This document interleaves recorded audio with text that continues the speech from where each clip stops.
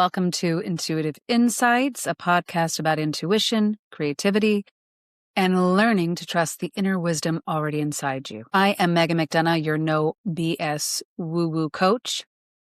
And today I want to talk to you about a little insight that I noticed, a personal experience of mine. This is an intuitive insight, but also a very personal, practical one. And I got myself caught up in it. So I thought, let's call my stuff out, and we're all human here, and unpack it so we can learn something. Hopefully you can. I definitely did. So today I wanted to talk about a little saying that came to my head recently, and that is, don't perfect, play. Now, this was very easy for me to say when looking from the inside out, right? It's especially when it comes to creativity, when it comes to intuition.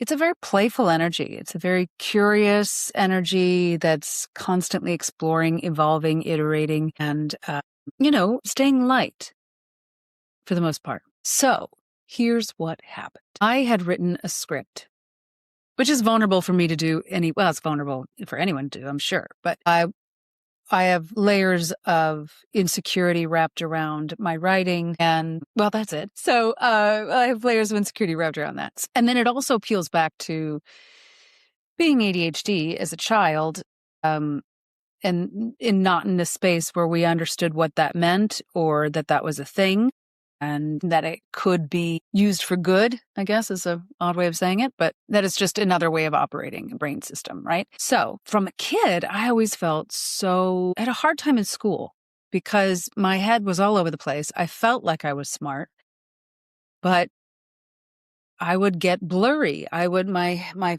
head would fog over, especially if it was something I wasn't interested in, or I'd get distracted, and I would get so frustrated because I would get grades that weren't great because I was either rushing or wasn't paying attention, even if I knew the subject, or I couldn't just remember. That's another, thing, that wrench to throw in the fire. But so it gave me this complex of feeling stupid because my grades didn't reflect what I felt like. I was like, I think I'm smart, but my grades aren't reflecting I'm smart. And so I was treated and thought that I wasn't. So that is an underbelly thing that I thought I had moved past. But sometimes they pop back up on you and you go, oh, okay. I guess that's not completely moved through. So back to regular time, back to now, recently, I wrote the script. And, and it's vulnerable to share your work with somebody, whatever it may be, because you're taking a risk every time you do. Because you have no idea how people are going to respond. There's no real gauge, and there shouldn't be, because it's art, right? And you need to take risks in art. That's what makes it art. Pushing the boundaries of perception, emotion, ways of thinking, ways of relating, communicating. So I had made some edits that when I looked at it were like easy edits to make, right? Like it was like, too verbose here. Like this is way too much repeating, things I didn't need, that kind of thing. So I cut at least like 2 pages. And then I thought I saved it. And it's a lot of characters in this script. So I had a lot of people come to read, and it was very grateful that a lot of people came and read so I could hear it out loud. And and I also was reading it for the first time as a character, which I haven't done yet. So I was a little nervous about that. So there's a lot on the table, a lot of risks I was throwing out on the table. And we started reading it, and I noticed that the script did not save my changes. So what I was looking at was the script prior to the 2-page cut edit, which is a significant amount. And so when it came time to do feedback after and impressions, I was so in my head about the fact that this was not the best representation of my skills, my intelligence level. These are all thoughts that I'm telling myself, right? So I listened to the feedback, and it was some very good feedback. A lot of brilliant artists and writers and actors in the room. And so they had wonderful feedback. But all I wanted to do was go and hide in like a stone cave and shut that. Like I wanted to, like, all right, it's Easter, so that's totally what I was thinking.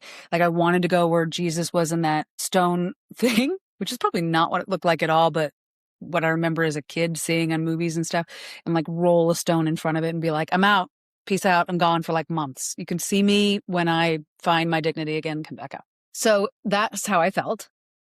And obviously I knew I was being dramatic, but I couldn't shake it. And what was interesting to me was that it made me echo back to that time as a kid in grade school when I felt like, I know I'm smart, but these are just silly mistakes I made because my brain's the way my brain is. Not dismissing accountability, just saying like, this isn't how I don't think like this. I don't think in these details. I mean, some details, but not others. Anyway, point is, obviously, ADHD. It really resurfaced an old wound. And from doing this intuitive work and sharing it with others and helping others tap into it themselves, I find when stuff like this pops up, it's not a mental thing. Because in my brain, I know that's all BS, right? I know I'm intelligent, even though my younger mind said I'm not, because of the grades that I received or the way I was looked at in school or whatever it is, right? Or as a class clown. So like, whatever. So cognitively, I'm like, I've moved past it. I've matured past the thing.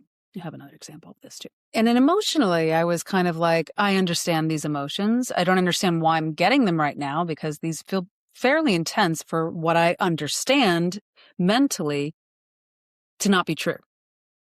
But it's resonating emotionally pretty loud. So what's going on here? So in this work of intuition and working with our energetic selves, we can clear and adjust and move forward mentally. We can clear and adjust and move forward emotionally. But if we don't clear and adjust and move forward from the intuition, from the energetic space, we never fully unravel the pattern. And that pattern was tied to a little bit of I'm not good enough, right? At least that's how I perceived it. And it was similar to when my parents got divorced. And cognitively, I was like, yeah, this makes sense. They do not get along. You know what I mean? I was like, I remember my mom trying to break it to me and I was like, oh, okay. And like, good for you. Maybe you could be happy in your life. That's how I thought about it. And emotionally, I was like, okay, yeah, sure, fine.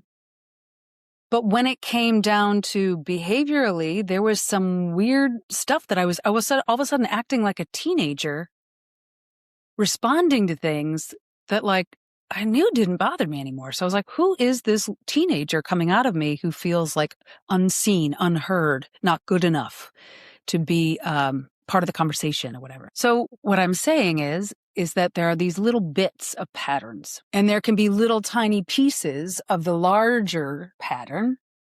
Like let's say, for instance, the larger pattern is not good enough, right? Or unworthy or not lovable or whatever. And then the little tiny pattern within that, the kind of fractal pattern, if you will, inside of that is the specific thing of feeling dumb because I couldn't spell, which I did misspell some things, or my punctuation was bad, or I said something more than once and stuff that didn't make sense, or the abandonment issue, popping up with my parents, feeling that abandonment and not worthy. So I have seen and felt firsthand how when these things pop up, these little energetic ripples in our space that do connect to our emotions and that do connect to our brain and how it operates and our filter through which we see the world. We all, this is what I believe, we all have the power to shift that. We may not all have the opportunity or the tools, but we have the power to shift. And having done this work for a while and sharing it with others, which is even more, not even rewarding, but empowering, I would say, to see others get empowered by this. And working with that energetic field, I didn't stay as long in that emotional attachment. It popped up like a little dust bunny in, in the room in the back corner. Like I sat with it for like a day and was like, man, that felt gross. That felt like really gross, like really sticky. And then I was like, but why? And so when I looked at it from the intuitive space, I was like, oh, I know what I'm doing. I'm trying to perfect something that should be playful. I'm placing judgment on something that is in process, and you can't perfect play. I don't think so. I mean, if you can, God bless, but I do not feel like play is something that needs perfection.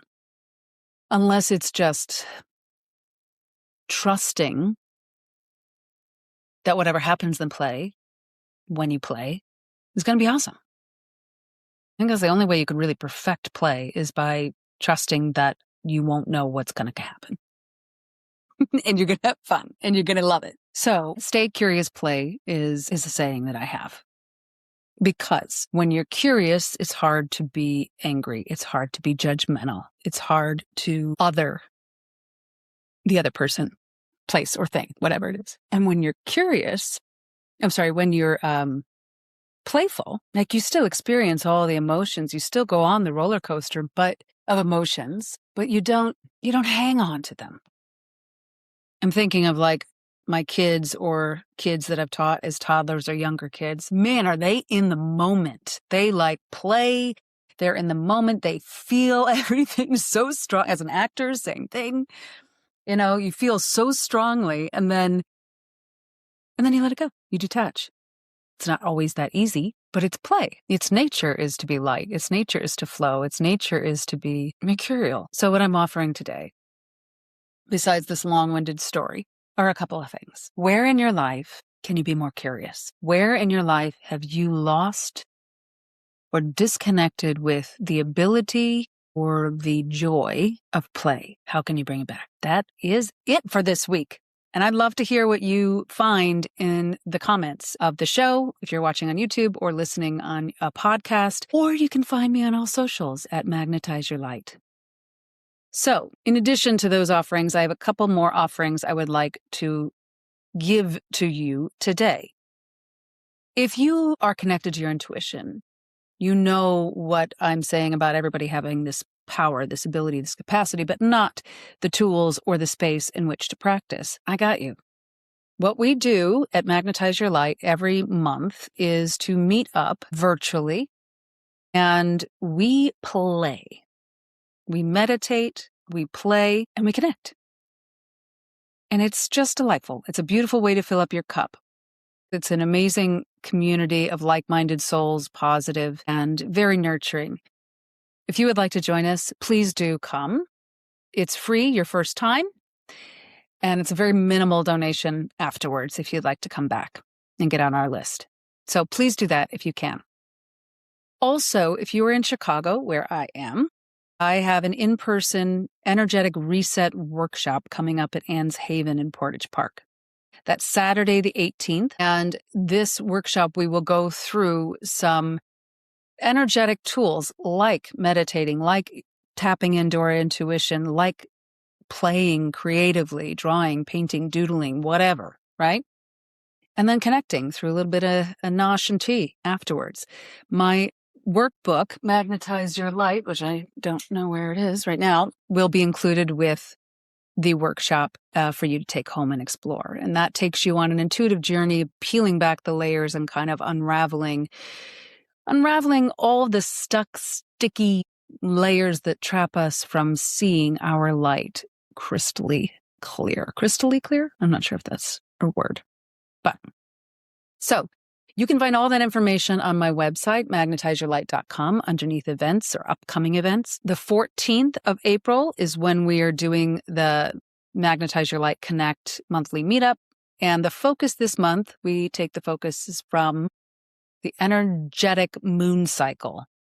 And so this month we are focusing on courage. What is courage? How do you have it? How do you use it? We explore it. All right. If you have any questions for me, you can find me at Magnetize Your Light or magnetizeyourlight.com. Big, big, big buckets of love. Stay curious. Listen to your intuition. Trust your intuition. And go make some magic today. Bye.